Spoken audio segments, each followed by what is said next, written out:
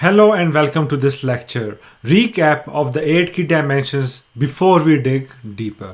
In this lecture, I will describe each and every dimension in detail so that you can conceptualize and visualize these dimensions by looking at them through the lens of transactional model of business, which we studied in the previous section. Number 1, more people through the door. It enhances the probability of outbound transactions. So if the people themselves won't buy, some of their friends, colleagues, or relatives will definitely buy. So it is a way of getting the odds in your favor by increasing the probability of sales. Number 2, higher value sales. It means that you need to increase the average value of outbound transactions. Dimension 3, more frequent sales. This means that you need to increase the frequency of outbound transactions in a time frame, for example, a month, a quarter, or an year. Number 4, or the fourth dimension, customer loyalty. It enhances the brand perception and the marketing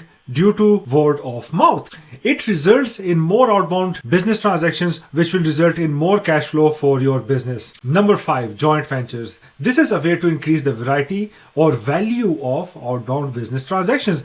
By doing so, you can serve the customers who want the value that your business offers, along with additional value that can be offered by another business. The value from your business and from the collaborating business can be packaged such that it can offer the required value proposition to the customers. This value is provided to the customer in the form of new features, advanced features, or let's say other aspects of products or services which your business was not able to provide in an efficient and satisfactory manner. Dimension number 6, customer retention.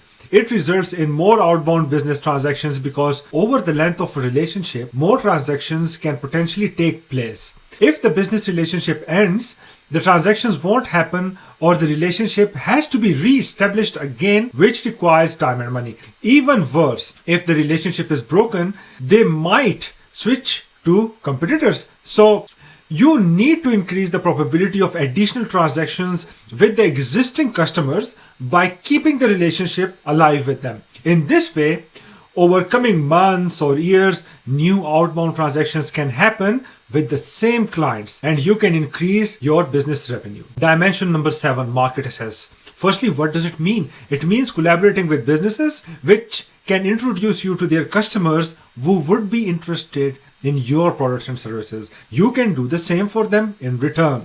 In the first case, if they are giving you the market access, you can pay them a commission for every sale. If you are giving another business market access, you can negotiate a commission for every sale that happens to your customers. Either way, it results in additional outbound business transactions for your business, since you can get access to new customers, or else you can help other businesses with the same.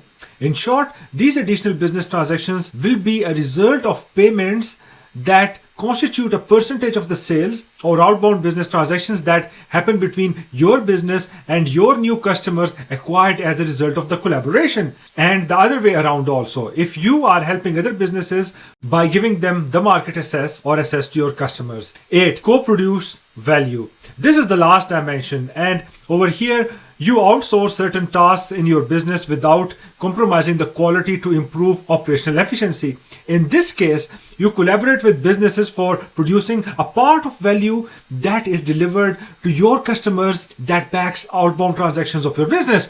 By focusing on what your business does best, you can serve more customers in the same time frame by allocating resources efficiently within your business. In other words, with this mindset, you leverage the best skills or core competences of your business more, and also leverage the best skills or core competences of other businesses who would create or add value which your own business won't do that efficiently, either due to the lack of workforce, high costs of raw materials in your country, higher wages for repetitive tasks, and so on and so forth. Thank you very much for your time, ladies and gentlemen, and let's proceed to the next lecture. Let's keep on learning.